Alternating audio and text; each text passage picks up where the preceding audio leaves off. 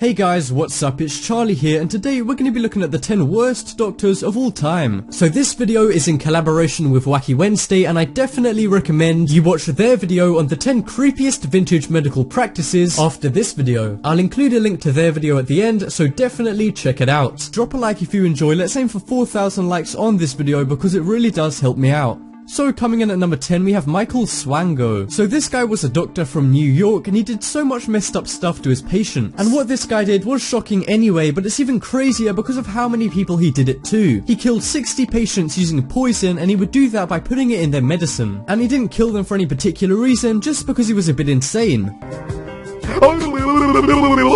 He was actually caught because of a really weird reason. It wasn't any detective or police shit. Someone just found a scrapbook he made about the murders with newspaper clippings, notes, and photos in it. So yeah, this guy actually took pride in killing those people, which to me is really creepy. And he didn't just kill patients, he also beat a colleague to death. Anyway, after he was caught, he only confessed to 4 murders, but luckily that didn't work out too well and he got life in jail. And he's in jail right now, but he does have a chance for parole in 4 years. So yeah, in 4 years, watch out and make sure this guy isn't your doctor. Anyway, if that didn't creep you out enough, before he was even caught, he was nicknamed Dr. Death because it was known that his patients would always die out of nowhere. I thought you had to be smart to be a doctor. I don't know why his colleagues didn't pick up on this one. But anyway, this guy really was a wolf in sheep's clothing. So coming up next is Cecil B. Jacobson. So what this guy did is really bad, but not as severe as some of the others on this list, like murderers or whatever. But what Cecil did was more straight up disgusting. So this guy was a fertility doctor, and he used his own sperm to impregnate his patients without telling them. And that's not the only crime he committed. He also did a lot of money fraud, and that earned him hundreds of thousands of dollars, as if doctors weren't already paid quite a bit. Anyway, he was found out after patients who got pregnant out of nowhere tipped off a local TV station. They then did a story on him and publicly pressured him to do a DNA test. And after that, they found out he was the father to 75 kids where the mums had no clue who the dad was. That's really fucked up because he's not just messing up the mum's life by having an unwanted kid, but also messing up a kid's life before they're even born. And he was found to be guilty of 52 counts of fraud, which earned him a ton of money. So yeah, this guy is an all-round douche. And for doing all that stuff, he only got 5 years in jail and a $100,000 fine. And what's crazy is that even though this guy did all of that bad stuff, he won a Nobel Prize in 1992. Then again, Hitler did win a Nobel Prize in 1938, so you can't really trust those guys. And I saved the craziest fact about this guy for last. It was found out that he'd impregnated a baboon that the hospital was doing tests on. That's beyond crazy. At that point, you're literally a baboon rapist.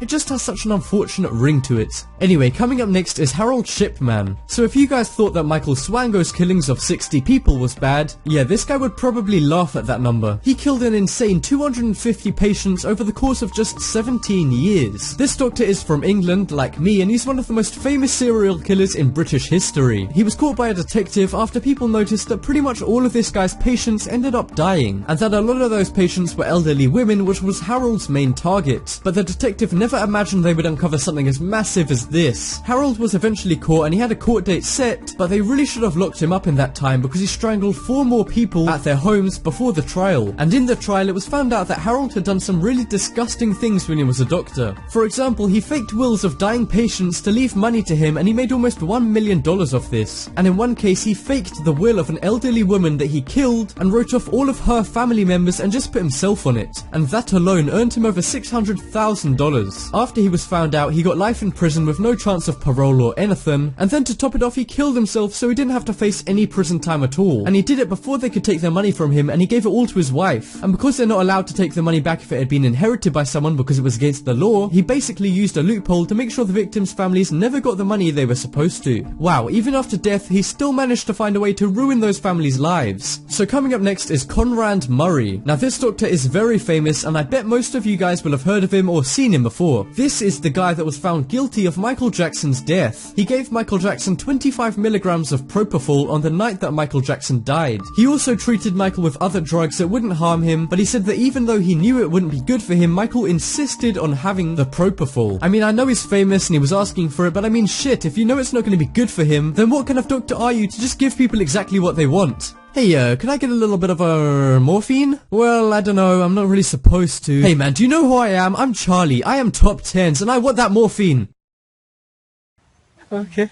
That's how I assume it went down. But seriously, this doctor was charged with manslaughter, which is where you didn't mean to kill the person, but you did. And he was sentenced to the maximum jail time for manslaughter, which was 4 years, but he ended up only serving 2 of those years. And he also got his medical license revoked. It was suspected that Conrad gave Michael the medicine because he didn't want to get fired as Michael Jackson's doctor because he was earning $150,000 a year from it. That is a lot of money, but as a doctor, you should never put anyone's life at risk. So next up is Walter Freeman. So you guys have probably heard what this guy did before, but you may not know who he is. If you're confused by that, don't worry, I'm going to explain. So during World War II, there was a lot of soldiers who developed mental illnesses. So Dr. Walter Freeman came up with a solution that is now known as a lobotomy. This is still done today, but the way he did it didn't work and it was really messed up. This guy would push an ice pick into the socket of the patient, which would destroy a bit of their brain. And because they couldn't talk or move, he thought that worked and he'd neutralized the illness. Now I don't see how being paralyzed completely is worse than having a mental illness, but okay. But yeah, obviously this was so painful and basically left anyone in a vegetated state. And he didn't just do this to a few test subjects, he did this to over 2,000 veterans who had mental issues after World War II. So yeah, sorry if that really creeps you guys out. I mean, I'm getting a headache just thinking about someone pushing an ice pick into my brain. But coming up next is H.H. Holmes. Now this is a really creepy and strange one, but the story is also really interesting and it legitimately sounds like something out of a movie. So this doctor was a major serial killer and he killed people in a way that you guys might not even believe. He lived in Illinois and Chicago in America and he was pretty rich, so he decided to buy this massive hotel in a town called Inglewood. And this hotel would later be known as the Murder Castle, and that's because he rebuilt the inside with loads of doors that opened onto brick walls, random rooms with nothing inside them at all, weird hallways, stairs leading to nowhere, doors which could only be opened from the outside, and a ton of other confusing things to trap people in the hotel. Then he charged people to stay in it like it was a regular hotel, and then when they were trapped inside he would kill them. Holmes also hired staff to work at the place who he also killed, and he even profited from the insurance money and their wills. He would mainly target young women and he killed over 200 people, and he was actually caught after trying to get $10,000 from an insurance company by faking his own death. But that backfired when he was caught and investigated, and they found out about all of the other shit he'd done, including the Murder Castle. And ironically, he got the death penalty, only this time he definitely didn't get $10,000 from it.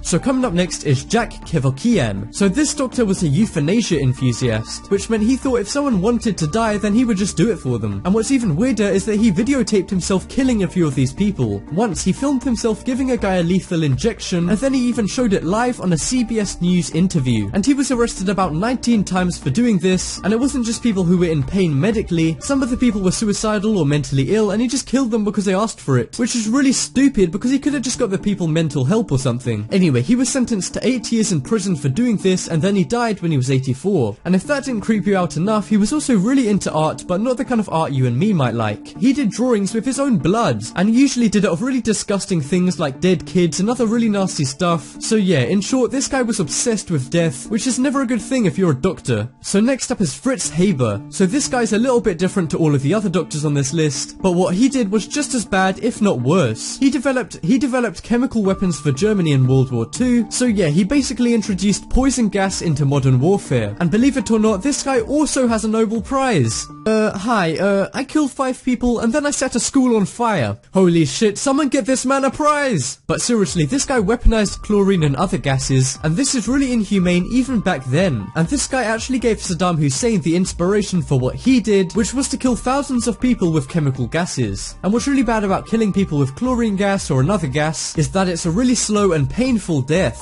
So if you already thought that war was pretty shit, well, this guy just made it quite a bit worse. And even though it's illegal and inhumane, some armies still use his techniques today. And even now, he's nicknamed the father of chemical war. Yeah, not exactly the best nickname to have. So next up is Francis Willis. This guy's another doctor who was really bad towards the mentally ill. He was a famous doctor because he treated King George when he went insane. But he wasn't properly trained to treat the mentally ill, but he did it anyway, and he did a really bad job of it. He had a technique called blistering, which involved the patients doing manual labor all day every day, and if they didn't do exactly what he said, he would be aggressive to them and make them wear a straitjacket at all times. And this caused people to go even more crazy because they were basically prisoners there. I mean shit, that's almost worse than prison. At least in prison you're not in a straitjacket.